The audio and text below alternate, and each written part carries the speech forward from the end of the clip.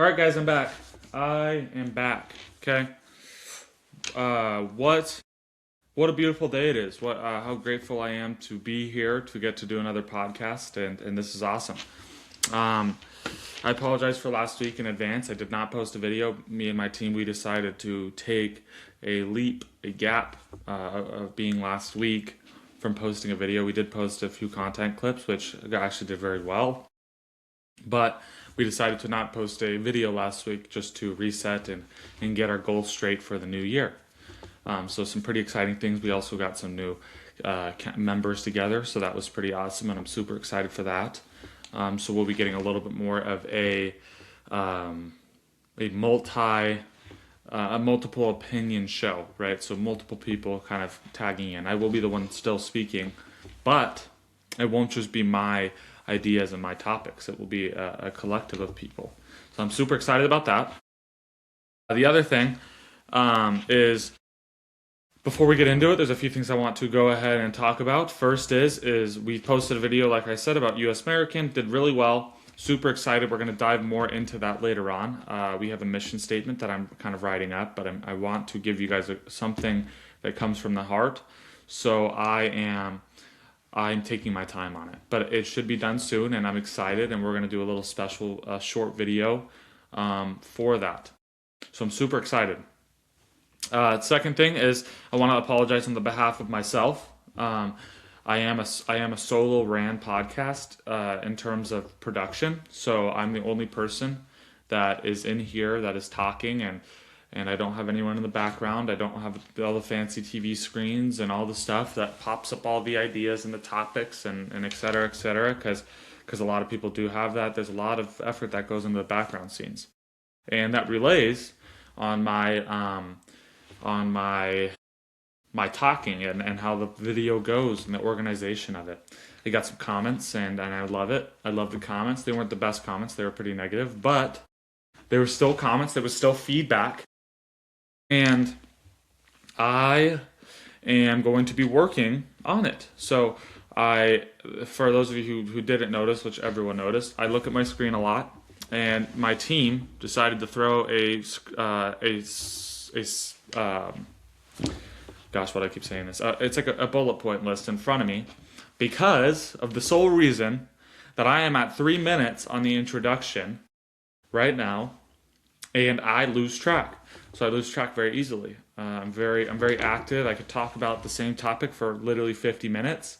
So like the first line you hear on any podcast, I could talk about that for 30 minutes. It's a curse and a gift at the same time.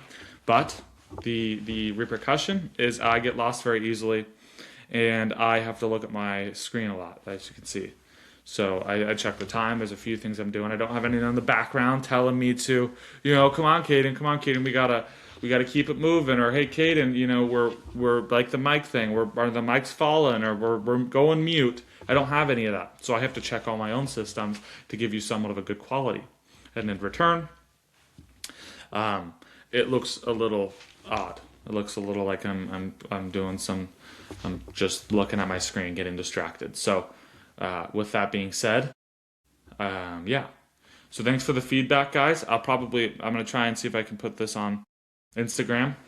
We'll see. But I'm saying thank you to all the people out there who called me ChatGPT galore, and someone called me some other stuff, and someone said the script thing, and then someone told me to eat less. So that was cool. But on the positive side, it's all feedback. So just for future reference, comment section is great for feedback, guys, but maybe we try and move it to the link, which leads me to my next point. We just started a link tree where you can come on and you can comment and give me feedback. For instance, hey, Cayden, I see you're looking at your screen a lot. Why is that, right? And I'd be more than happy to send you over my bullet point list on the topics I need to hit, which maybe I'll even post one just for the fun of it, right? Because why not? And show you guys what I'm looking at, and et cetera, just so that way you don't think I'm ChatGPT script galore, whatever that means. That sounds like ChatGPT, but yeah. So I thought they were quite funny, actually. I was laughing most of the time.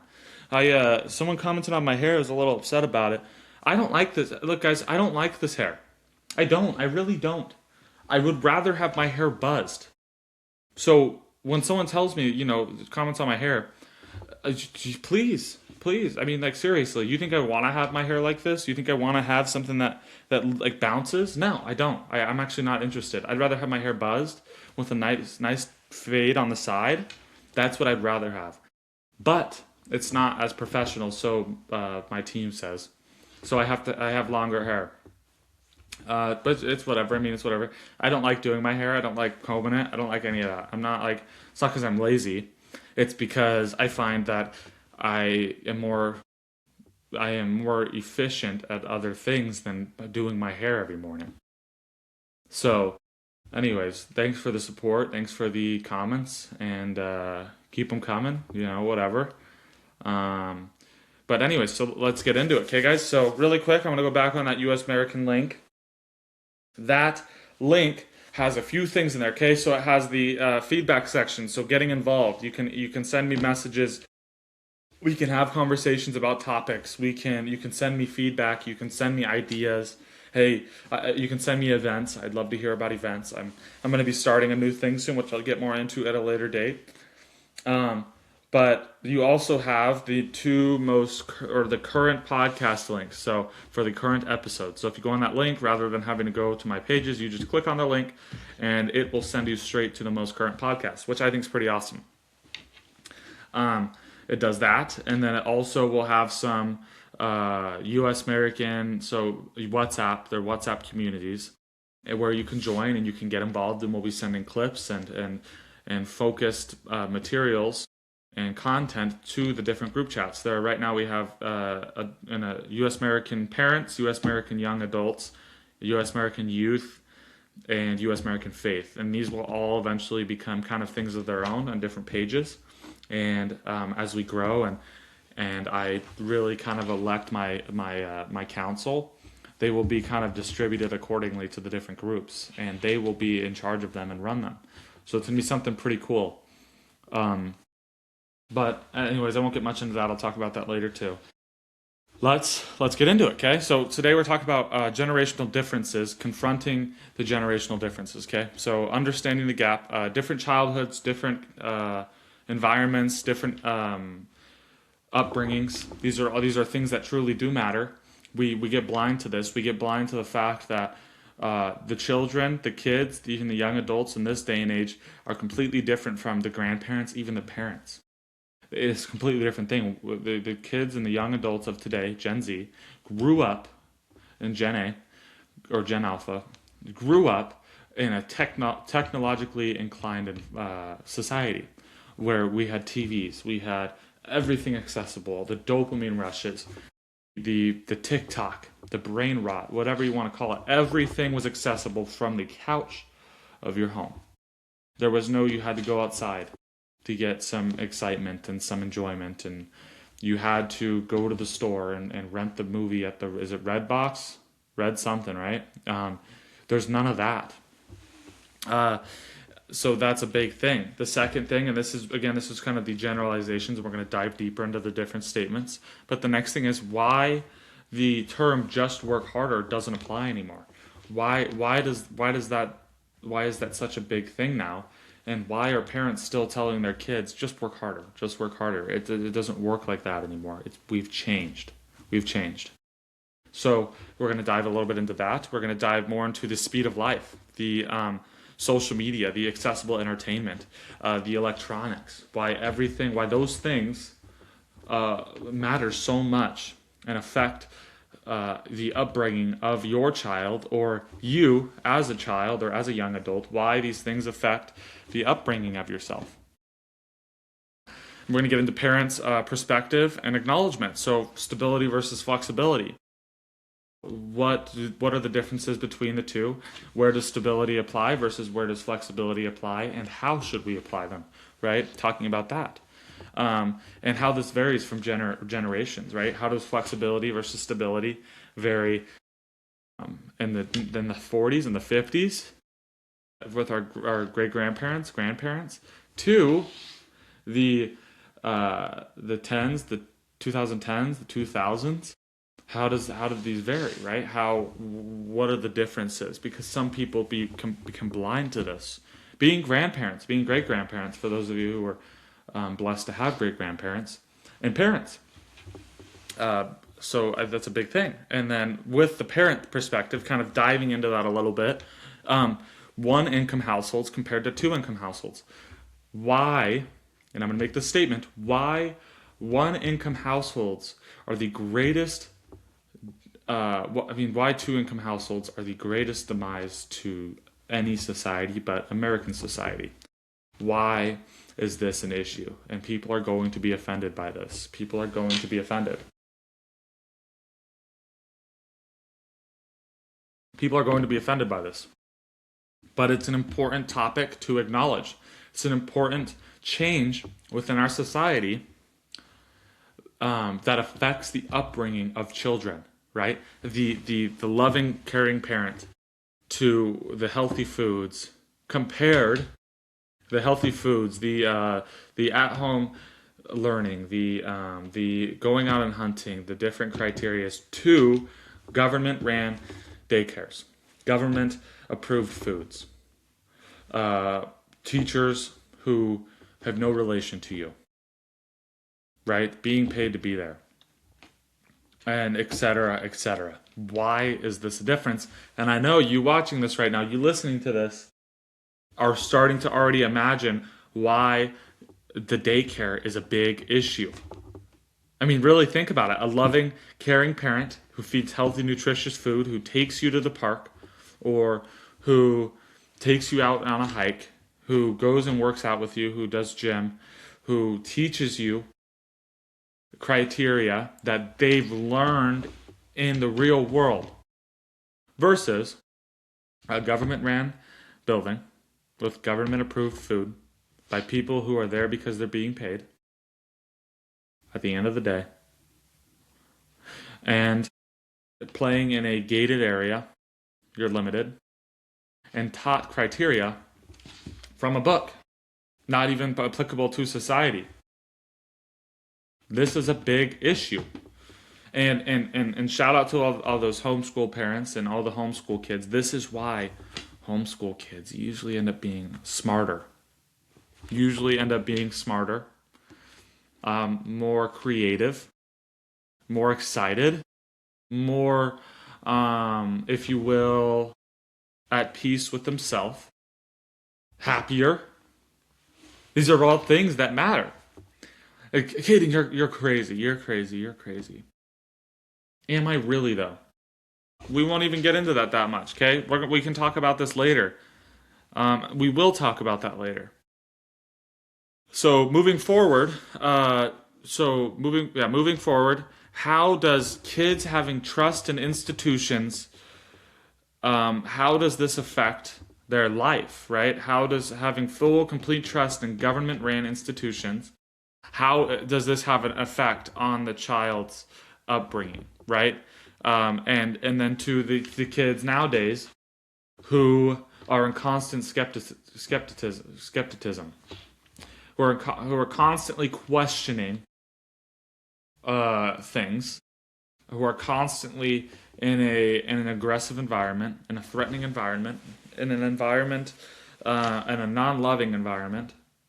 And by the way, I say that, and people are like, "Well, Cayden, loving is school. The teachers care. The preschool teachers care. They love. A loving environment is bigger than just it's bigger than just someone who's there for a paycheck. That's the truth. I don't care. You could have passion for kids, and God bless you. And you're an awesome person, and God gave you that gift for a reason to love kids. But no love beats out the love a mother and a father have for their child. That is what I mean when I say a loving environment. Okay? And do I think there's certain situations where there's abusive parents or neglecting parents or parents who are threatening? Yes, I do. And do I think that it's better if those kids are in a government-ran school and they come home at night and and they have to unfortunately fight those battles. Yeah, I do think it's better that they're away from their parents at times. But at the same time, it's such a hard thing because the nurturing love of a parent is incomparable to anything. The nurturing love of a family member is incomparable. Okay? So moving forward, the younger generation's reality, this is where we kind of dive into it, okay? We see a lot of opportunity overload, an overwhelming amount of opportunity, which creates a decision paralysis, right? We're distracted. We're constantly at a comfortable situation as we grow up because we have plenty of opportunity, right? We have plenty of stuff. And then we hit this wall, and when we're about, at whatever age you got into social media, we hit this wall called social media. This comparison fatigue, right? This feeling that you're not good enough. I'm not good enough, right? This feeling that that you have nothing to offer, right? There's always going to be someone better than you on social media.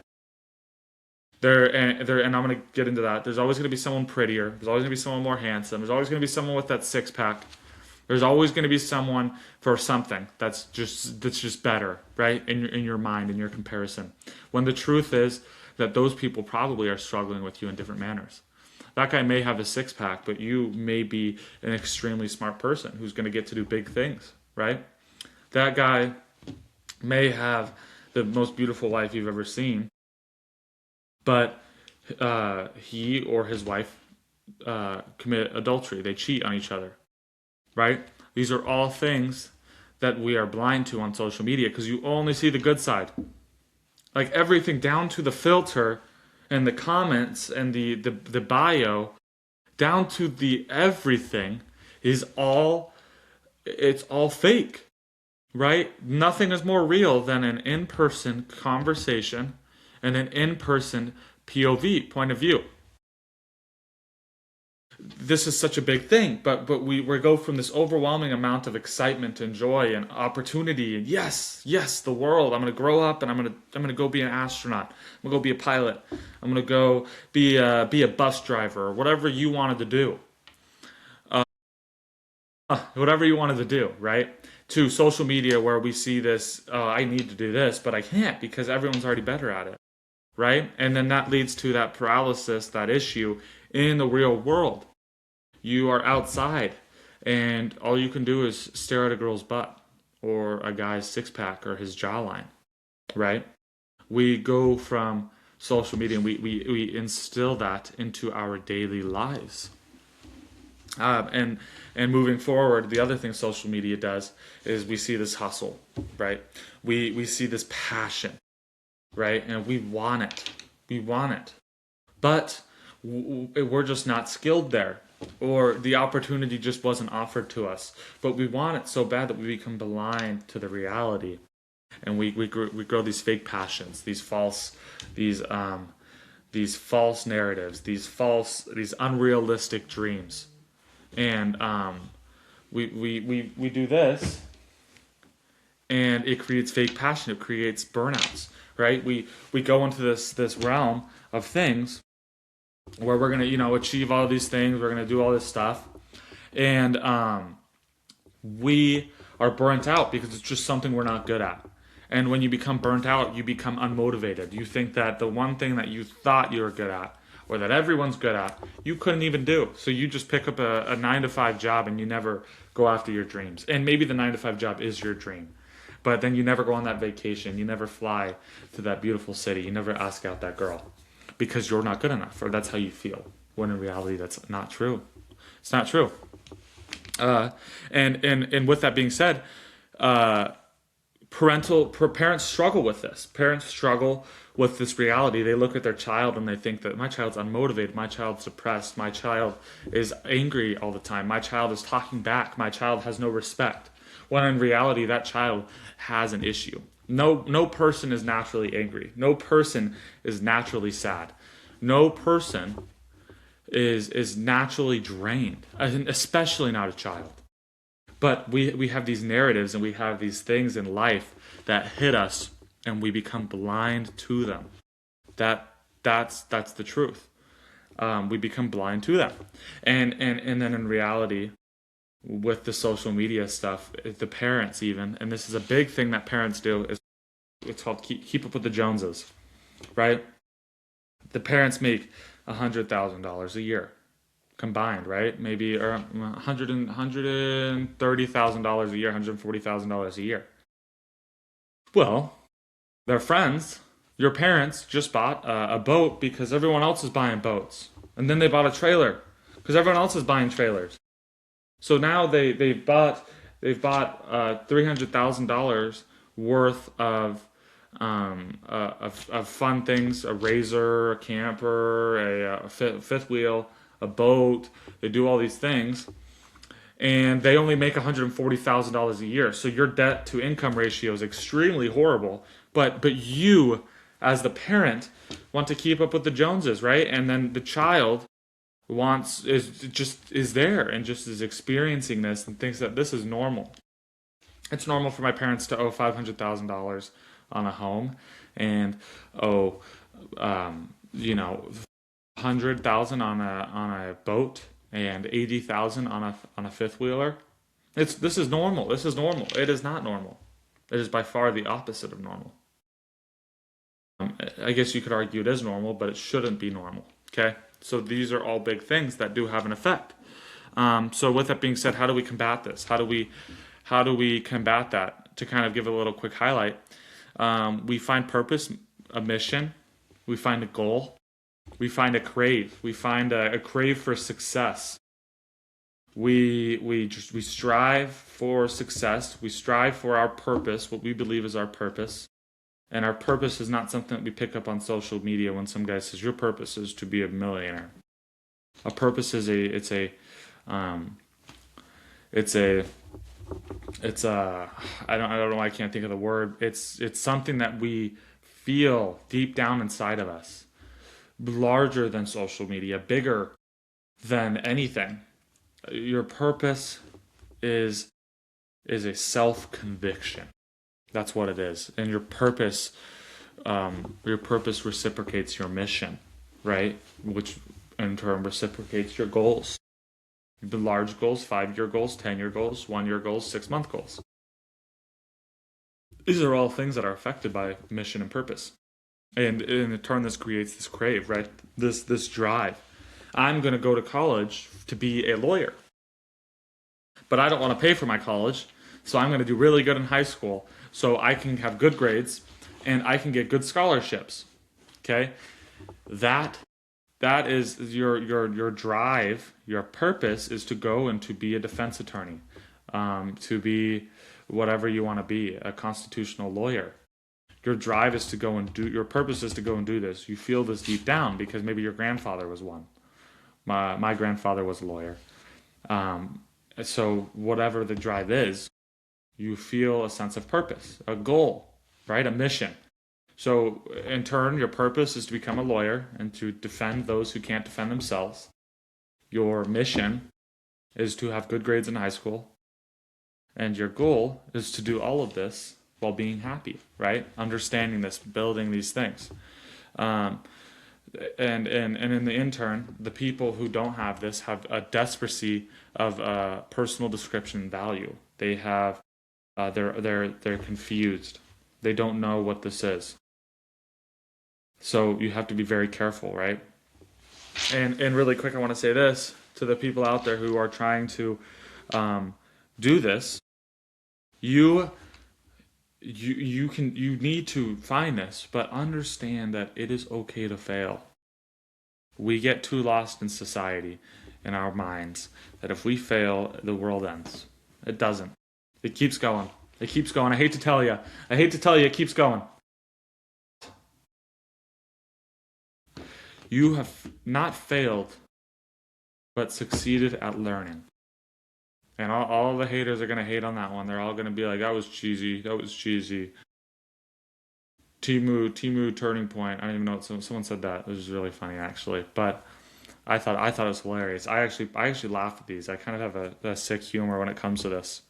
But so understand that, okay? And misunderstanding, where does this come in? So where do these issues start to arise, right? The misunderstanding from the parent side. We see uh, we see laziness versus exhaustion. A parent looks at their child and thinks that my child's lazy, when in reality that child may be going through something. They might be being bullied. They they might be actually doing something behind the scenes. They might be working a lot of hours and they're overwhelmed with how much homework they have. But you view them as lazy. But really, in reality, they're mentally, they're physically, or spiritually exhausted. Okay? Um, Excitement, dopamine balance, these create a constant wired brain. So if your child is being lazy, the likelihood is probably social media. You should probably tell them that they can have 1 hour of social media.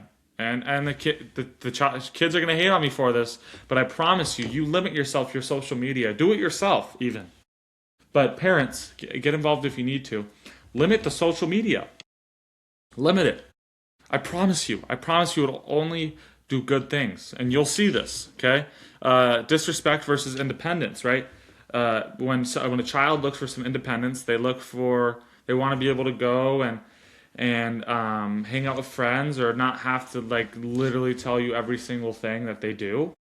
They want independence, but you find it disrespect because you find that the hierarchy chain, the chain of command, is being disrespected.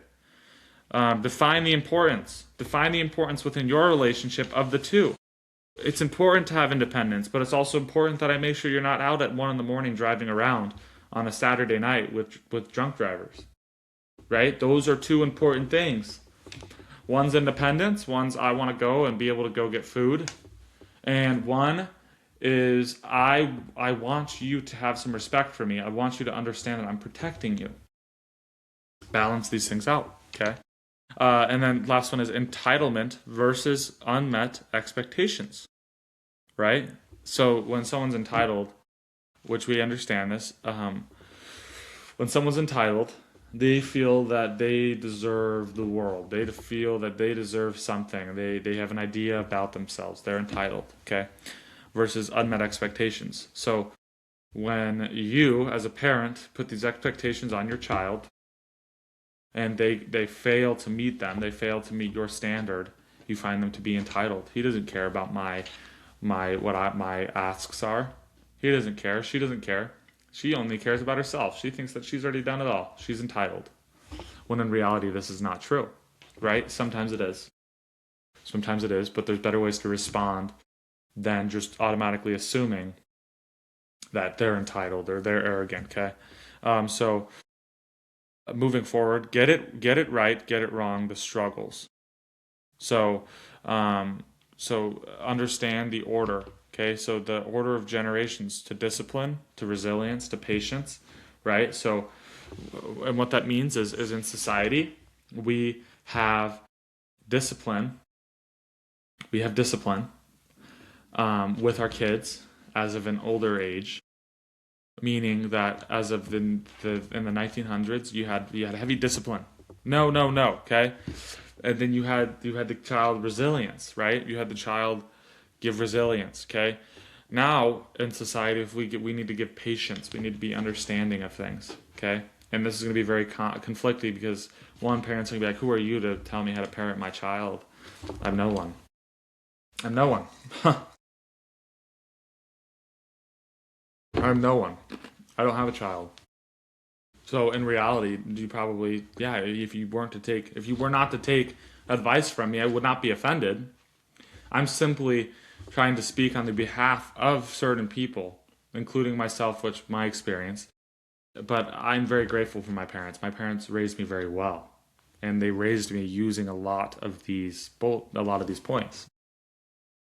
They used a lot of these things, and I would like to say I turned out decent. Maybe not the best, but I would like to say that I have some confidence in myself. Okay, So again, like I said, the older generation grew up with discipline, with resilience, versus the younger generation needs patience, right? The younger generation needs adaptability, creativity, and fluency. And I'll let you define all of those things, okay? And versus the older generation found that if they had these things, it was the resistance to change, the resistance to hierarchy, right? The resistance to the parents and the rules, and you were punished. Well, may I ask you a simple question and answer it to yourself? How do you feel about that? How successful was that for you? Moment of silence. Ask yourself that, okay?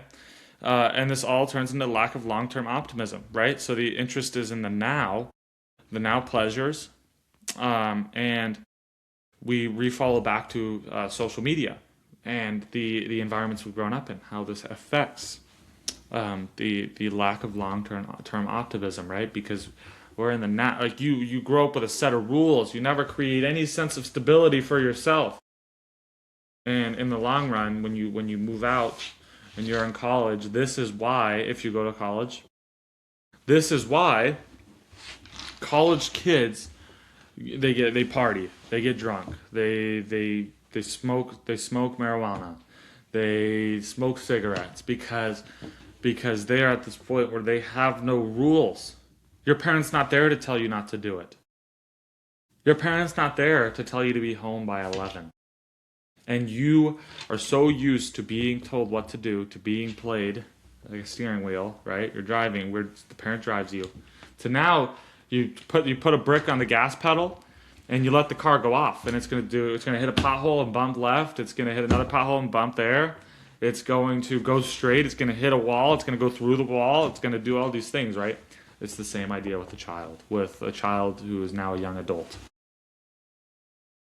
Moving forward, fear of failure versus fear of stagnation, right? So fear of failure being the fear of not succeeding, not doing what your goal is, not achieving your goal, versus the fear of stagnation, right? How are these two different, right? So we experience failure, and we're still, right? We're recouping, but we get into this recoup mode for literally forever. We need to get out of that. You need to have a fear of failure. You want to succeed, but you need to have a fear of being still, not moving. Because which is better? To fail and keep moving and learn, or to do nothing at all? I'll take failure, but still moving, still doing other things, than doing nothing at all. That's the truth. And then moving forward off of that, with how that ties in, it ties into the emotional gap. The emotional gap between parents and children. And grandparents. Truly. The parents are so confused and conflicted because they feel like what their parenting skills that they are using from their parents, so the grandparents, it doesn't feel like it's working, because it's not. What you grew up in is going outside and riding bikes and being with friends and going to school and coming home and playing with friends and going out. And maybe the occasional Nintendo, if you were lucky to have a friend who had one, or the occasional TV show out of the 6 channels everyone had. Yes, I'm somewhat culturally educated on those days. To social media and to constant dopamine and to brain rot and to social media and to Xbox One to PS5 to etc. etc. etc. These are different things, and we have completely shifted our emotional systems. So the youth feels unheard because of this, right? The youth feels like they're not heard because their parents think that they're just being disrespectful, when in reality, it's completely different, right? And that goes same with the parents. The parents feel unappreciated. When in reality, neither party despises each other. Neither party actually has any negative outlook on each other. They don't underlook each other. They are just confused and have negative ideas toward each other, right? Well, you need to flip that. You need to understand that is not true. You need to understand that is not true, okay? Sorry, guys, I had to check my hair for a second. This is important. This is so important, okay? Understand that neither of you actually hate each other. I mean, that's as simple as that. Understand that your child's not disrespecting you.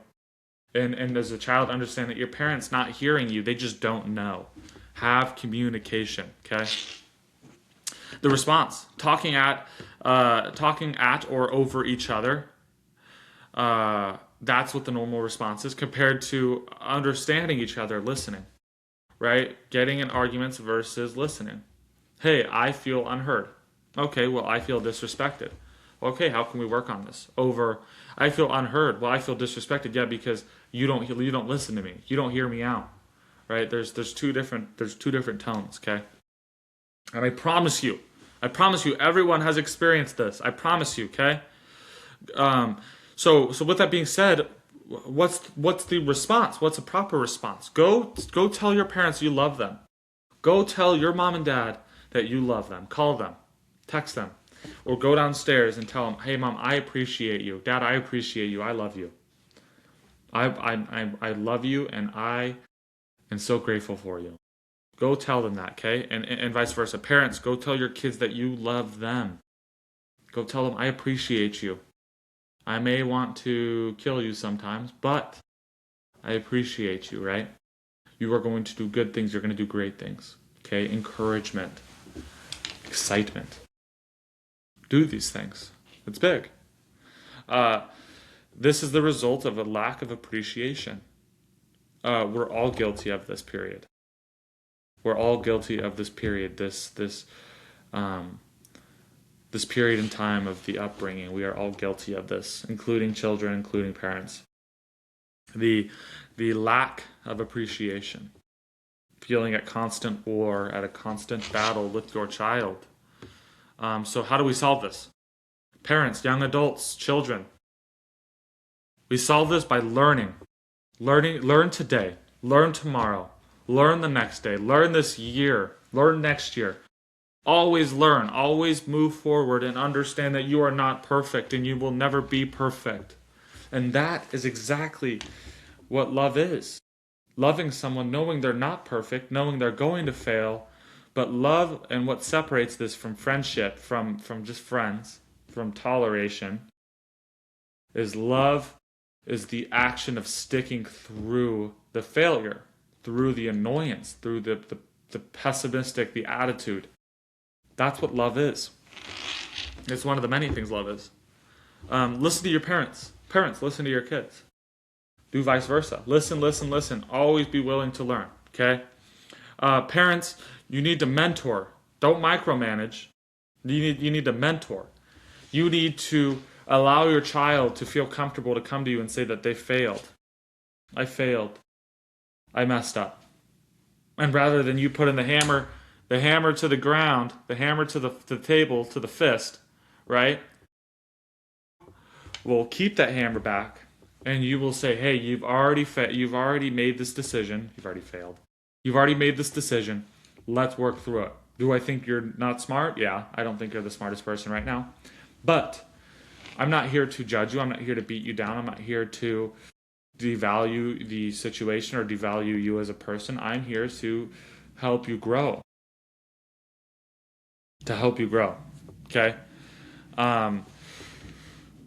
Sorry, I lost my spot. So this is what I'm saying, guys. This is why I need a bullet point list, is because I probably could have talked about that for 30 minutes alone, okay? So don't micromanage. Understand the benefit of your child and of you and of everything. Understand the benefit, right? Look for the silver lining as a parent when the child can't, because the child won't be able to. Your child's not that mature yet. Silver lining takes a while. Some people are blessed with it. Myself, I know. I made it really easy for my parents. I'm sure they would say that. They wouldn't. But have the silver lining mentality. Yeah, sure, you may have failed that class, but you failed, you learned that you need to do your homework. Right? I mean, these are all different things, right? Express gratefulness for your mom and dad, vice versa for the child. Express gratefulness for this, right? As they mentor you, show that you're thankful, that you're listening, that they're heard, that you're taking in information. What else? Collaborate, converse, laugh, love, smile. This is the greatest generational failure not showing a lack of love, of collaboration, of laughing, of smiling, of hugging, right? Of saying good night and good morning. This is something we lack in our generation, and it shows. It shows throughout the relationships and parenting, in parenting with your child, parenting with your child, and vice versa, being a child of your parent. Do these things, okay? The belief that you need to be harsher, um, the belief that you need to be harsh rather than a loving parent is one of the greatest demises and one of the greatest upsets and failures in society. A loving parent wins every time. A loving parent wins every time. And I'd love to highlight this because in the Bible it talks about this. It says that God, that you have respect for your parents, have respect for the chain of command, but love, right? A parent, God is essentially a parent. He's a third parent. God has discipline. He has rules. He has foundation. He has structure. But he has love.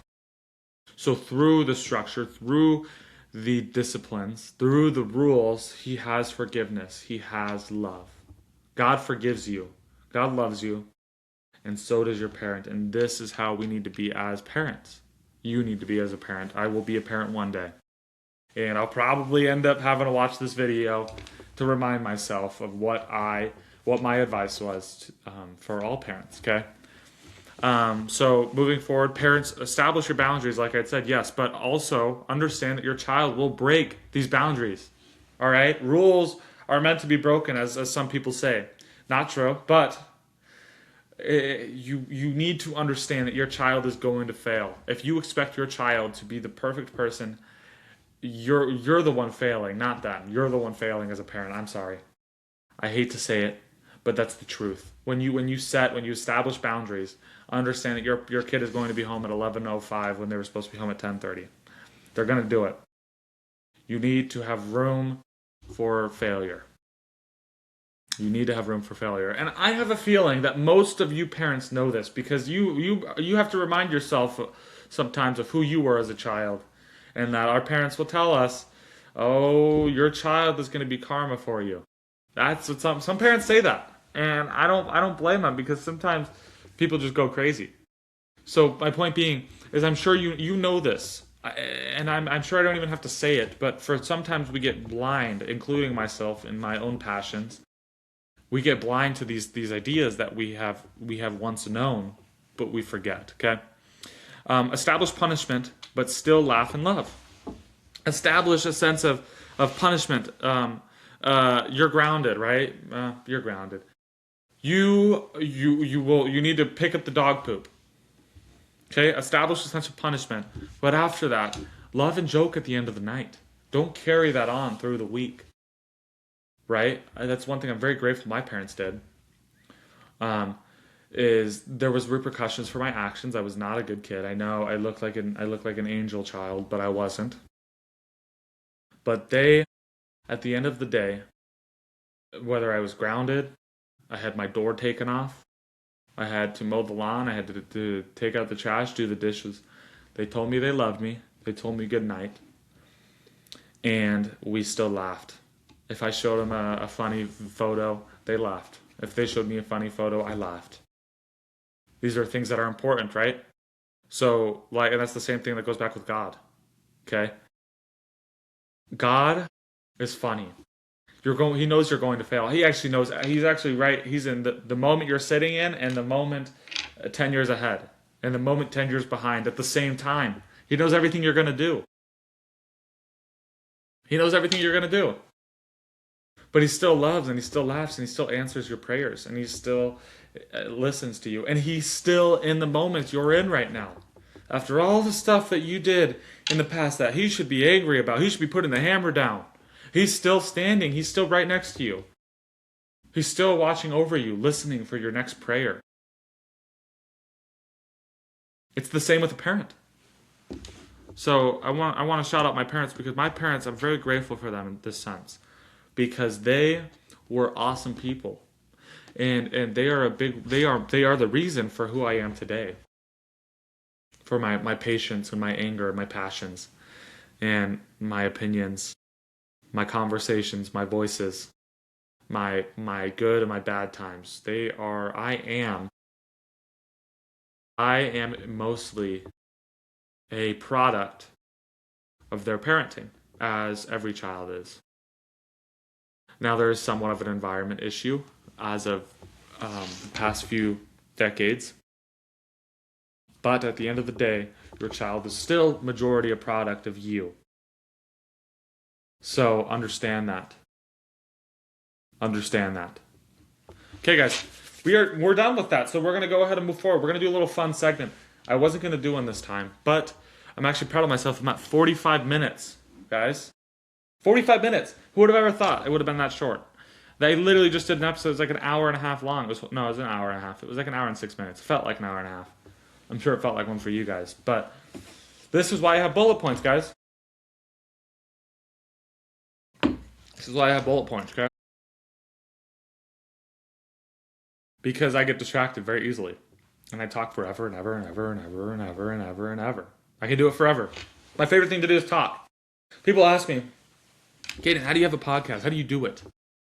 It's not hard, because all I do is talk. It's just now I record myself talking. There's really no difference. Okay?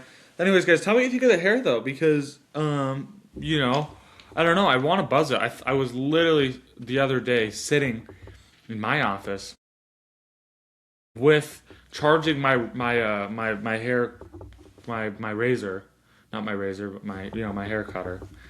And I was literally going to go buzz my head because I was done with this hair. But I don't know. I kind of like it.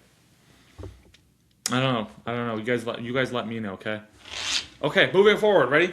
Let's do it. Okay, for the haters out there, I am going to stare at my screen because I actually don't know what I'm even reading out loud. I had someone else put it in here. So thank you. Thank you very much, okay? So today we're doing Florida Man segment again, okay? Let's get into it. Okay, first one. A transatlantic hamster wheel. Off the bat, I don't know what to think about this. A 51-year-old ultra marathon runner, Florida man, made waves in August 2023 when he attempted to cross the Atlantic Ocean to London in a homemade hamster wheel vessel. About 70 nautical miles off the Georgia coast, the Coast Guard intercepted the human hamster, leading to a bizarre 3-day standoff. By the way, I forgot, guys, I do have more stuff after this, okay? But we're just going to do this. Huh. I don't even know what to think about that. You guys let me know what you think on that one. A hamster wheel. Okay. The free ride to Pokey. Florida burglars took teamwork to the next level when they called 911 asking for help moving stolen items from the house they were robbing. According to the deputies, the pair broke into a home and decided the best way to transport their haul was to involve the authorities. When officers arrived, the woman who asked for a ride to the airport because they wanted to spend the weekend in New York. The deputies not only helped move their suspects' belongings, but secured them a free ride to jail. That's awesome. What a nice thing to do. The belongings, but blah, blah, blah. The duo now faces burglary charges, proving that sometimes calling 911 isn't the smartest way to solve your problems. It's very good. The low-speed getaway on a John Deere, this Florida man took it to a new level when he tried to evade the deputies on a John Deere riding lawnmower in 2022. When officers arrived to serve arrest warrants, the man ignored their commands to stop and instead attempted a low-speed getaway across a backyard. The foot chase ended quickly, 17 seconds to be exact, in case you were wondering. When deputies deployed a taser to bring the lawnmower escape to a halt, the man now faces over a dozen charges, including resisting arrest, possession of a weapon by a convicted felon, and grand theft of a motor vehicle. Was the motor vehicle the John Deere lawnmower? Am I missing a detail here? I don't know. Okay, guys, we're gonna move on really quick because I know we're getting to the end. I want to kind of highlight some big things. Okay, what I'm saying is bigger than a generation. It's bigger than us. Okay, it is. We move forward together. We move forward together, or we don't move forward at all.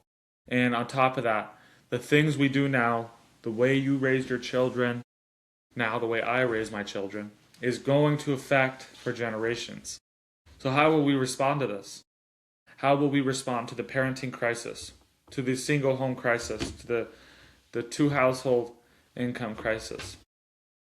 These things will affect the generations to come.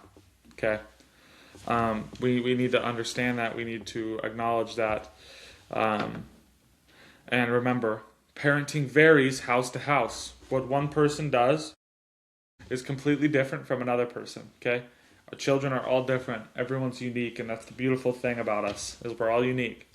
And unfortunately, with that comes not a manual or a parenting book, a how to parent book. Some people sell them, but I promise you that at the end of the day, those books don't matter. It's you, your connection to your child, and how you parent them. No one should tell you how to parent your child, including myself. No one should tell you how to parent your children. But your children are a product of your environment and somewhat of the environment they're raised in. Public school, homeschool, private school, charter school, right? Christian school, etc., etc. Your children, like I said, will create the next environment. Your children will create the next products to come. Keep this in mind, okay? Progress requires tradition and innovation, right? It requires changing. Product is always changing, right? There's always the next thing. You are the creator of this product, the product being your children, your child. Understand that. Understand the wonderful art that will and can never be mastered by a human. Parenting. And there's only one person who has ever in the face of the earth mastered parenting. One person, after I say that, I mean to say this, there's only one person who has mastered the skill of parenting. Can you guys guess who that is? It's our Lord, and our Lord and Savior, Jesus Christ. The one person to master it. Our Heavenly Father who has perfected it. So if there's a book to read about parenting, it's the Bible. And people are probably going to hate on that. That's not ChatGPT galore, guys. I'm sorry. I know. Not ChatGPT galore, right? Because the ChatGPT is what they call the Antichrist. So that's my opinion on that. And where does U.S. American fit in on this? U.S. American is a platform of intergenerational conversation, right? Parents, college kids, and the youth, right? Young adults, old adults, grandparents, and the youth. These are all things that come in together. That's what we want U.S. American to be. That's why we have multiple platforms where the youth have conversations, where the community has conversations, where parents and young adults have conversations, where we grow together through conversation, through disagreement, through conversation, and through love and the understanding of disagreement. So that's what U.S. American is. And I'm going to say it again, not ChatGPT galore, because I'm not looking at my computer, guys. I know, I'm writing that on. I actually don't care. I think it actually was quite funny, to be honest. So I give props again. I give props to whoever that was. But moving forward, U.S. American is a hub for awareness. It's a hub for all voices, small and big, right? People who have 100,000 followers, who have 1 million followers, and people who have 50 followers or 500 followers. It's a platform for everyone, big and small. It treats all voices equally. I don't care if you have $100 million or $1 billion or $10,000 or your mine is $50,000. You have a voice, use it. And if you have a voice, I'm willing to listen. Okay? And if you don't have a voice, I'm still willing to listen, right? For all those people out there who can't speak. These are all important things, okay? Moving forward. U.S. American, it builds opportunity. Opportunity through words, not blame. U.S. American builds opportunity through conversation, not through suppression or not through suppression or specifically just agreement. It's through all terms. U.S. American builds through everything. That's what we want to do.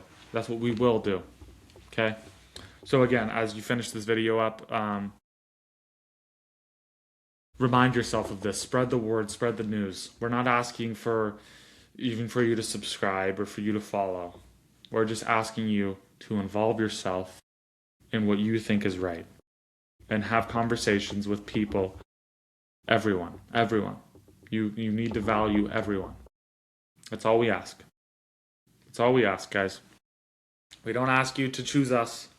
We ask you to choose conversation, to choose understanding, to choose peace, to choose all of those things. That's all we ask from you. Do I love for you to join me on this wonderful journey? Yes, I would love that. But I'm not. That's not why I'm here. I'm not here to sell a product, to sell myself. I'm here to serve. I'm here to serve. Okay? We do not, and you do not, need to understand perfection. It is unattainable. It is unattainable by any human. But progression is key to positive change. Okay? Perfection is not positive change. Perfection is failure. Perfection is the outcome of failure. Perfection, to know what perfect is to know what failure is, to know what non-perfection is. You can't know what perfect is without knowing what something unperfect is. Right? That's the truth. You have to understand this. Progression is all that is needed. It's not about perfection. It's about progression, right? It's about progress. We will never be perfect. Perfect is to reach the end, the best defined thing you can be. We don't ask for that. You shouldn't ask for that. Not by any human. You should instead just be progressive. That's going to sound confrontational. Be progressive. Be willing to learn to change your ways. It's time we speak. It's time we speak up about this. It's time we speak up about these things. Okay, it's time we acknowledge and strive every day to build a platform, being U.S. American, that will do a lot of cool things. It's time, and if that platform is not U.S. American, if that platform is whatever movement it is, then fine. Go be a part of it. Go move with it. Go be a positive change for it. Okay? But U.S. American, what we want to do is we want to allow young voices to speak. So if you care for the young children out there who do deserve to be heard, who do have voices for a reason, who do have thoughts and conviction and passion for a reason, if you think that these people should be able to speak, that's what U.S. American is. Showing people that through conversation, through disagreement, we can have relationships, we can have success. That's what U.S. American is. Through conversation, through disagreement. By the youth, ran by the youth, for the youth. Moving forward off of that, U.S. American will prioritize honor. It will prioritize respect. We will prioritize many things, and we will release a statement in due time that will talk about this. I'm going to give in the U.S. American statement. There's going to be two statements. There's going to be my personal mission statement, my upbringing. I'm going to be open about it, and what U.S. American's upbringing is, and what U.S. American wants to achieve. So we're gonna release a bunch of new stuff off of that Linktree website that I was talking about. We're gonna have calendars. We want to start having events. We want to start having a bunch of stuff. I want to start speaking. I want to start having conversations, hosting things.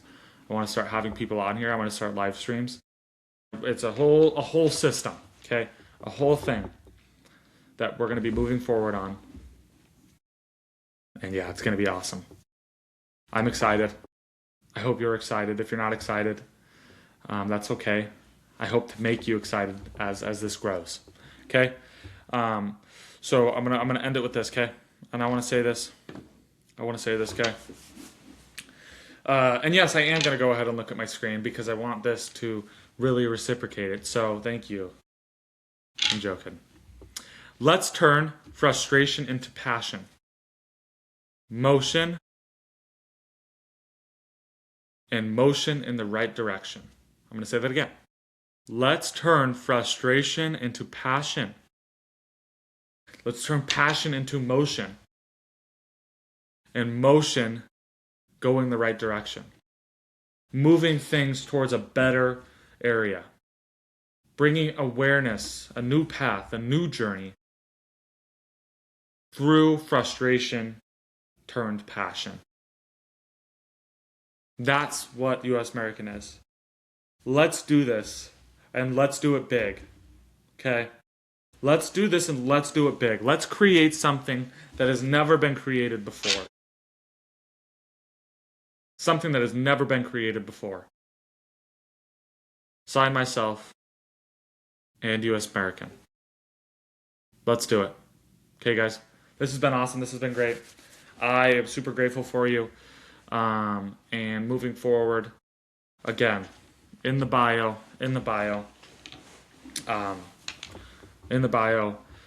we're going to have more coming soon, but go ahead, go in there and check it out and just kind of get the idea, get the familiarness of it, and from there we're going to move forward. So it's been awesome talking. I'm so honored to have you guys, to be able to speak for you guys, and have an awesome day. Have an awesome night, whatever time of the day it is. And I will see you guys soon, okay? Yeah. All right. Bye, guys.